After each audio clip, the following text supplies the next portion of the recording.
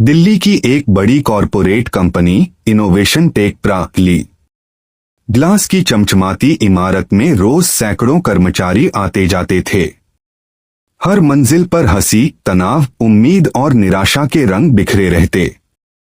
इन्हीं में काम करते थे अजय वर्मा, 34 वर्षीय एचआर मैनेजर, और कविता शर्मा, 29 वर्षीय एचआर बिजनेस पार्टनर। अजय का चेहरा हमेशा शांत रहता था।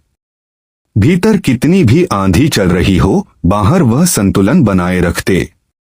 कविता चंचल थी, बात बात पर मुस्कुरा देती, पर उसके दिल में भी कर्मचारियों की समस्याओं का बोझ छिपा रहता। दोनों की पहली मुलाकात भी कंपनी के अंदर ही हुई थी, जब कविता नई नई ज्वाइन हुई थी। आप अजय सर हैं न? कविता ने संकोच से पूछा था। जी हाँ, और आप हमारी नई साथी। Welcome to the battlefield, Ajay ने मुस्कुराकर कहा था। कविता हंसी थी, पर अगले ही पल समझ गई थी कि यह बैटलफील्ड शब्द मजाक नहीं, सच्चाई है। क्योंकि एचआर का काम बाहर से चमकदार लगता था, लेकिन असलियत में यह नौकरी हर भावना से टकराती थी। कभी प्यार, कभी नफरत, कभी धोखा, कभी विश्वास, कभी रोना, कभी गुस्सा।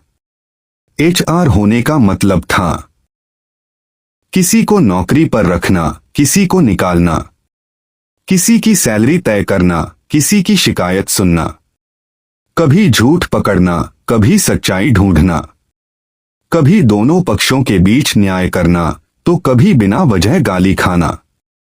अजय और कविता रोज इन जज्बातों से जूझते। एक दिन एक कर्मचारी आया। सर, मुझे प्रमोशन क्यों नहीं मिला? मैंने इतना काम किया। अजय ने फाइल देखी, डेटा दिखाया, आपका परफॉर्मेंस स्कोर औसत है। वह कर्मचारी गुस्से में चिल्ला पड़ा। सब सेटिंग गेटिंग है। आप लोग बेईमान हैं। कविता चुपचाप देख रही थी। वह जानती थी कि कभी कभी मेहनती लोग भी सिस्टम में दब जाते हैं, लेकिन कई बार लोग बिना मेहनत किए भी प्रमोशन चाहते हैं। किसे समझाए, किसे रोए? धीरे धीरे अजय और कविता की दोस्ती गहरी होती गई। कभी कैफेटेरिया में चाय, कभी देर रात ईमेल्स पर साथ बैठना। अजय, क्या कभी तुम्हें लगता है कि हम लोगों के गुस्से के पंचिंग बैग हैं? लगता ही नहीं। हम हैं। फिर भी हम टिके क्यों हैं? क्योंकि कोई तो होना चाहिए जो सही गलत में फर्क करे। उनकी बातचीत में कभी हंसी होती, कभी दर्द। कभी लगता दोनों एक दूसरे के लिए ही बने हैं। पर एचआर की नौकरी ने उनके दिलों पर भी ताले लगा रखे थे। वे जानते थे कि जिंदगी में रिश्तों को संभालना आसान नहीं। कंपनी का काम बढ़ता गया। तनाव बढ़ा, गुस्सा बढ़ा।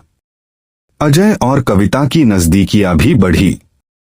एक शाम जब ऑफिस खाली था, अजय ने धीरे से कहा, कविता, तुम्हें कभी डर नहीं लगता?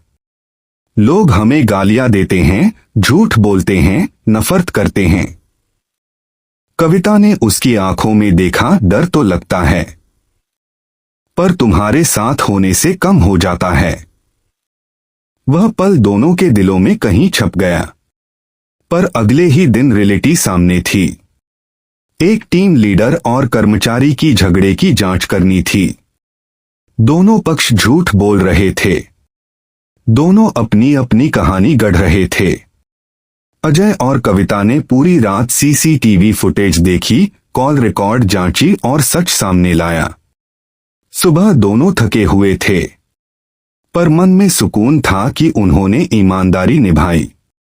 पर हर कहानी इतनी आसान नहीं थी। एक दिन कंपनी को छंटनी करनी पड़ी। 100 लोगों की नौकरी जानी थी। कविता की आंखों में आंसू थे। अजय, ये सब निर्दोष लोग हैं। इनके घरों का क्या होगा? अजय ने गहरी सांस ली। हम सिर्फ संदेशवाहक हैं, फैसले बोर्ड लेता है।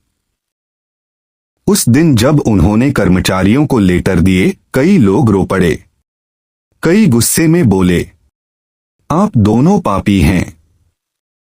दूसरों का घर उजाड़कर कैसे चैन से सोते हो? अजय और कविता ने कुछ नहीं कहा, क्योंकि उनके पास भी जवाब नहीं था। वह भी रोना चाहते थे। धीरे धीरे कंपनी में गॉसिप फैलने लगी। लोग कहते, अजय और कविता तो मैनेजमेंट के कठपुतली हैं, इनसे दूर रहो, ये दोस्ती में भी फायदा देखते हैं। कविता को चोट लगी। अजय, क्या हम इतने बुरे हैं? अजय बोला, नहीं, पर जो लोग सच सुनना नहीं चाहते उनके लिए हम हमेशा खलनायक रहेंगे। कविता चुप रही, पर उसके दिल में डर था। डर कि कहीं वह खुद को न खो दे। डर कि लोग उसके भीतर की इंसानियत को न मार दें। एक दिन कंपनी के मालिक ने दोनों को बुलाया। अजय, कविता, हमें एक केस की सच्चाई चाहिए। यह कंपनी के लिए इमेज का सवाल है। केस बड़ा था। एक सीनियर मैनेजर पर उत्पीड़न का आरोप था। लोग कह रहे थे वह निर्दोष है। कुछ लोग कह रहे थे वह दोषी है। अजय और कविता ने महीनों तक गहराई से जांच की। सैकड़ों मेल पढ़े, घंटों लोगों से बात की। आखिरकार सच्चाई सामने आई। वह सीनियर मैनेजर वाकई दोषी था। यह रिपोर्ट देना आसान नहीं था। कंपनी का बड़ा नाम दांव पर था। पर अजय और कविता ने सच का साथ दिया। रिपोर्ट के बाद कंपनी को बड़ा झटका लगा, पर बाहर दुनिया ने तारीफ की। वाह, इनोवेशन टेक में सच बोलने की हिम्मत है। अजय और कविता को सम्मान मिला, पर भीतर ही भीतर कई लोग उनसे नाराज हो गए। तुम लोगों ने हमारी इज्जत मिट्टी में मिला दी। यानी एक तरफ सम्मान, दूसरी तरफ अपमान। एचआर का यही सच था। इतने उतार चढ़ाव में अजय और कविता एक दूसरे का सहारा बन चुके थे। एक रात कंपनी की छत पर दोनों चुपचाप बैठे थे। अजय ने कहा, कविता, मुझे नहीं पता जिंदगी कल क्या मोड़ लेगी, पर इतना जानता हूं, तुम्हारे बिना यह सफर अधूरा है। कविता की आंखें भीग गईं। अजय, मुझे भी लगता है कि इस पागल दुनिया में सिर्फ तुम हो जो मुझे समझते हो।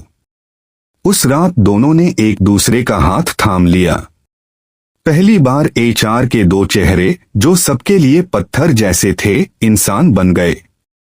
वक्त गुजरा। कंपनी बढ़ी, फिर गिरी, फिर संभली। अजय और कविता साथ काम करते रहे। कभी हंसते, कभी रोते, कभी लड़ते। उन्होंने सब देखा। लोगों का प्यार, लोगों की नफरत, विश्वासघात, दोस्ती, ईमानदारी, बेईमानी, भय और साहस। पर सबसे ज्यादा उन्होंने देखा कि एचआर का काम हमेशा थैंकलेस जॉब रहेगा।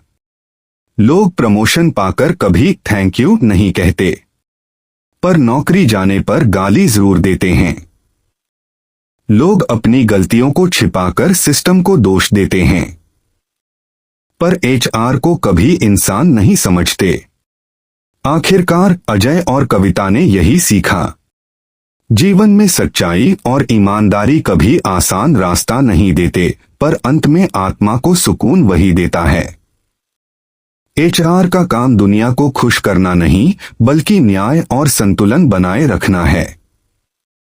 लोग भले हमें पत्थर समझें, पर हम भी इंसान हैं, जिनके दिल धड़कते हैं और जिन्हें दर्द भी होता है। धन्यवाद की उम्मीद मत करो, सही काम करो, क्योंकि सच्चा सम्मान वही है जो आपके अंतरात्मा से मिलता है।